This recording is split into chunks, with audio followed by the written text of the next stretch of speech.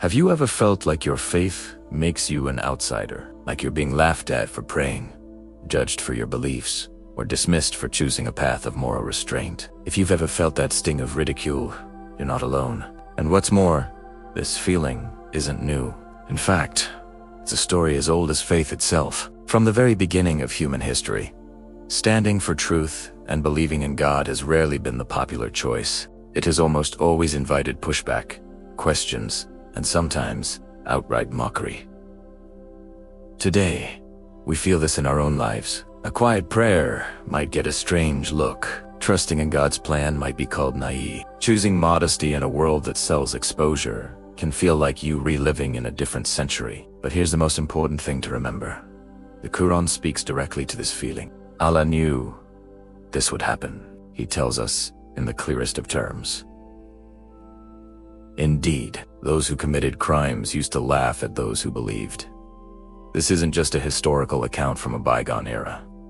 It's a description of a timeless human dynamic. In many parts of the world, faith is often framed as a weakness. Reliance on Allah is seen as wishful thinking. Patience is mistaken for passivity or failure, and following divine guidance is labeled as being unenlightened or ignorant. The world constantly tries to sell us a narrative where popularity equals righteousness, and acceptance by the crowd is the ultimate prize. But the Quran completely flips this script. It reminds us over and over again that mockery is never a measure of truth. The loudest voices are not always the right ones. Throughout its pages, we read about believers who stood firm while being laughed at, insulted, and rejected. And they weren't rejected because they were wrong. They were rejected because they refused to compromise on the truth and follow falsehood. This is where the test lies. Allah asks us directly, "And we made some of you a trial for others. Will you have patience?" Our faith itself becomes the test. It's not just about what you believe in your heart, but about having the courage to live by that belief, especially when the world around you disapproves. Think about the prophets. Every single one of them faced this reality. They were called fools, liars, magicians, and deluded dreamers. Their followers were belittled as the weak, the poor, and the misguided. Some were tortured for their beliefs. Some were cast out from their communities. Some were driven from their homes. Yet, in the eyes of Allah, were they failures? Absolutely not. Allah honors them. He elevates their status. Why? Because their goal was never to win the applause of the masses. Their goal was to earn the pleasure of Allah. Faith was never designed to be a popularity contest. It was designed to be a path to God. In our modern world, the laughter and mockery might look a little different. It's often more subtle. It comes through sarcasm in a conversation.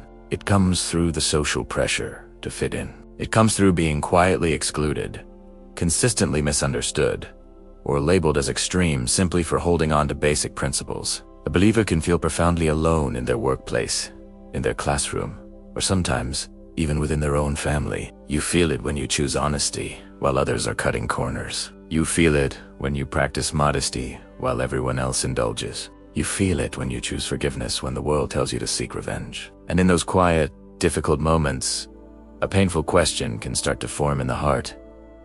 Why does doing the right thing feel so much harder? Why does it seem to make my life more difficult? The Quran answers this question with both gentleness and firmness. Allah says, "Do people think they will be left alone because they say, 'We believe,' and they will not be tested?" This verse is a powerful reminder. Our faith isn't truly proven when life is easy and comfortable. It is revealed, refined, and strengthened under pressure. When our beliefs are challenged, that's when we discover what they're really made of. Often, when people laugh at faith, it's because that faith shines a light on something uncomfortable in their own lives. It might expose the emptiness of a life lived without a higher purpose. It might highlight the fragile nature of morals that are built on ever-changing desires. Or it might trigger the deep, unspoken fear of being held accountable for one's actions. In this context, mockery isn't a sign of strength on their part. It's a defense mechanism.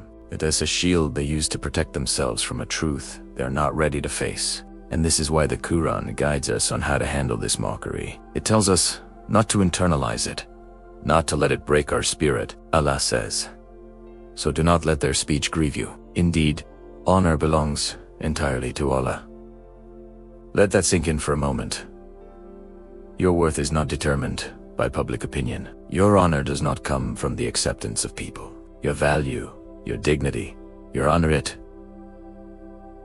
all comes from one source, and one source only. When you know this, the words and laughter of others begin to lose their power over you. And here is one of the most powerful reversals in the entire Qur'an, a promise that turns the whole situation on its head. Those who laugh today may not be laughing in the end, and those who patiently endure today are the ones who will have the ultimate, everlasting joy. Allah says, describing the day of judgment, "So today those who believe are laughing at the disbelievers. This isn't a laugh of arrogance or revenge. It's a laugh of pure, overwhelming relief. The relief of knowing that your patience was not in vain. The relief of knowing you held on to the truth when it was hard. The relief of knowing that your faith, with all its struggles, was worth it." Living with faith in a mocking world requires a deep inner strength. It requires the conviction that truth does not need a committee's approval, and divine guidance doesn't change with the latest trends. This is the character of a true believer. Allah describes them beautifully. "And the servants of the Most Merciful are those who walk upon the earth gently, and when the ignorant address them harshly, they say words of peace. They don't get dragged into pointless arguments just to get validation. They don't compromise their principles just to be accepted. They respond to ignorance with peace, and they continue on their path with dignity and grace." So, if you feel laughed at for your faith, if you feel misunderstood or isolated because of your beliefs, know this: you are not behind the times. You are not strange, and you are most certainly not alone. You are walking a path that has always been the road less traveled.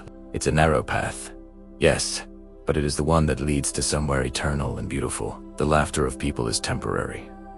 It fades away like a distant echo, but the approval of Allah is forever. And your faith, even when it is ridiculed by the world, remains the single greatest strength your heart can ever carry.